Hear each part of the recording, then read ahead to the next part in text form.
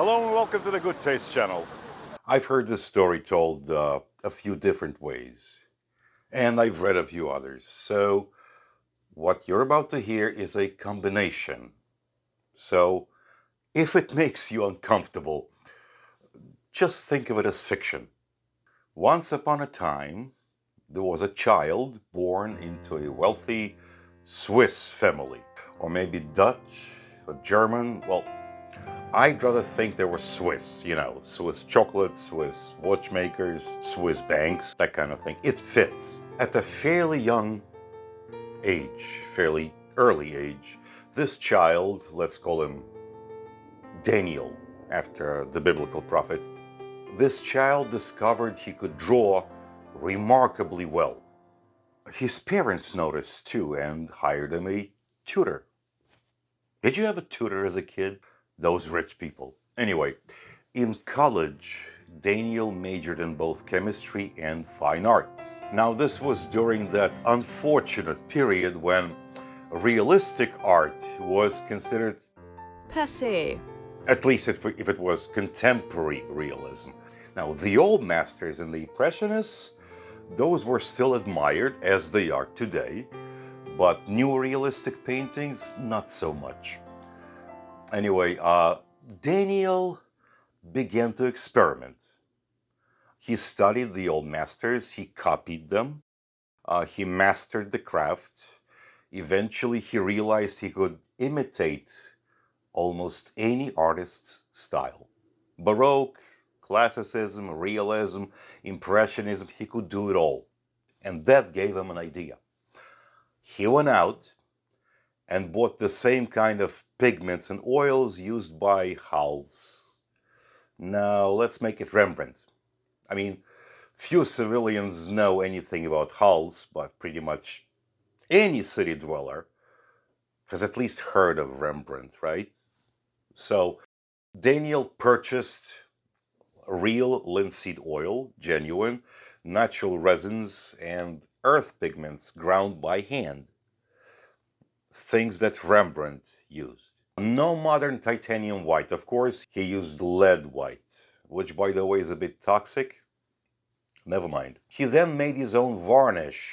He even used rabbit skin glue. Can you imagine that? Rabbit skin glue. Okay, it was a portrait of a young woman, reasonably good looking, done in a typical Rembrandt manner. The angle, the pose, the lighting, the perspective, the famous, triangle, elbow, face, hand, and most important, the brushstrokes. Like each artist has his or her own individual line and brushstroke, easily recognizable. So once the painting was finished, he started the aging process. He baked the panel gently to make the paint croquelure, those fine cracks that come with age. He used a state-of-the-art oven for that. He had one at his family castle. Does your family have a castle? No?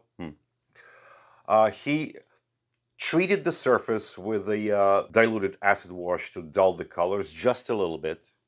Then he rubbed in a bit of soot and nicotine To give it that faint brownish patina. He even used ultraviolet light and heat to oxidize the varnish.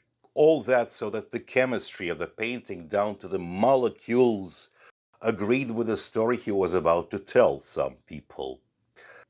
He then took it off the stretcher and rolled it up. He asked around, he put out some feelers, and before long he found a buyer. He told the buyer it was an original Rembrandt. Naturally, the buyer didn't just take his word for it. He called in the experts. Oh, the ones with like magnifying glasses, little vials with all kinds of chemical solutions, and tons upon tons of confidence. Folks who specialize in authenticating works of art. And these experts declared, yes, this was a genuine Rembrandt, authentic. The buyer then asked how Daniel had come across it. Daniel goes, oh, it was pure chance. Found it in the basement of a peasant's house in Spain. Great country, Spain. Great food, great wine. Daniel then went on to produce dozens more old masters, impressionists, even modern painters. Modern painters. Well, we still call them modern, even though the whole movement started well over a century ago. No, that's because we're shameless. Okay, so anyway, Daniel sold a lot of paintings to private collectors, yes, but others ended up hanging in reputable museums around the world. And this went on for years. Eventually, he got caught. He must have gotten careless or something. It wasn't greed. He had a large income already. He did not need the money. The investigators ran into a problem right away.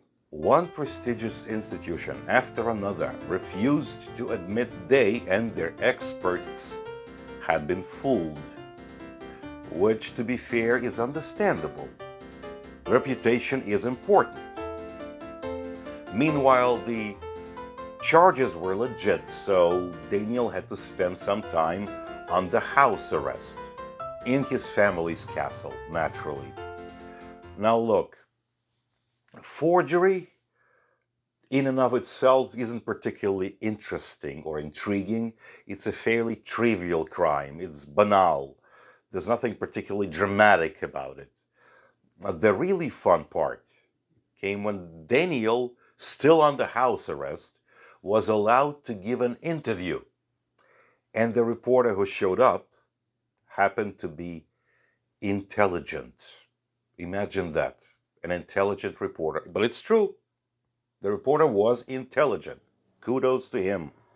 And also, we know that he was intelligent and sufficiently perspicacious, I might add, because right away he started asking good questions, excellent questions. He asked, the chemical process aside, just the painting part, how long did it normally take you to paint a new Rembrandt? So Daniel goes, about, 5 months. And a new David. David as in Jacques-Louis David, the same. Yes, well, I've done 2. Yeah, 2. So yeah, about 5 months as well, give or take. 5 months, yes. And a Manet, let's see, well, about 2 months, I guess. Interesting. How about a new Picasso or a Chagall? About 40 minutes. And there it is. Please like this video. Please check out my site, the books and the paintings. Please subscribe to this channel. I'm Ricky Vernio reporting from New York City. And I'll see you soon.